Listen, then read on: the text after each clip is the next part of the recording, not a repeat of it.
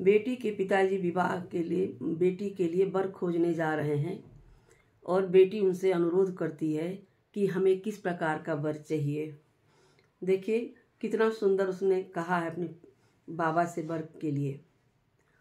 बाबा जी अपन बाबा वर खोजे जइहा जी, ऐसन वर खोजे बाबा कुंवर कन्हैया जी, ऐसन वर खोजे बाबा।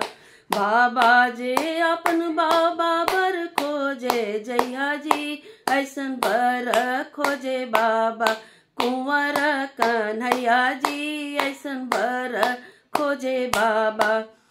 काने उनके कुंडल शोभे, गले मोहर माल जी, सिरे उनके मौरी शोभे, बाबुल के सुघरैया जी, सिरे उनके मौरी शोभे, बाबुल के सुघरैया जी, ऐसे वर खोजो बाबा कुंवर कन्हैया जी, ऐसे वर खोजो बाबा कुंवर कन्हैया जी।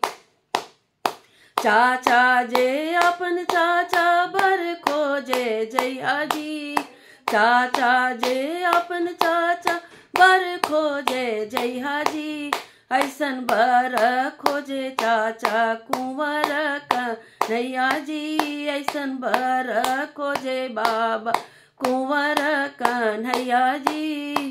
काने उनके कुंडल शोभे, गले मोहर माल जी, सिरे उनके मौरी शोभे, बाबुल के सुघरैया जी, सिरे उनके मौरी शोभे, बाबुल के सुघरैया जी, ऐसे वर खोजो चाचा कुंवर कन्हैया जी, ऐसे वर खोजो चाचा।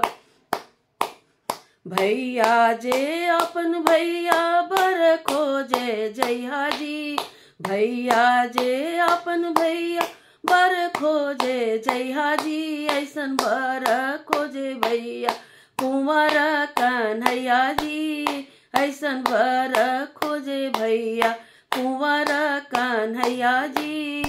काने उनके कुंडल शोभे, गले मोहर माल जी, सिरे उनके मौरी शोभे, बाबुल के सुघरैया जी, सिरे उनके मौरी शोभे, बाबुल के सुघरैया जी, ऐसे वर खोजे बाबा कुंवर कन्हैया जी, ऐसे वर खोजे बाबा कुंवर कन्हैया जी।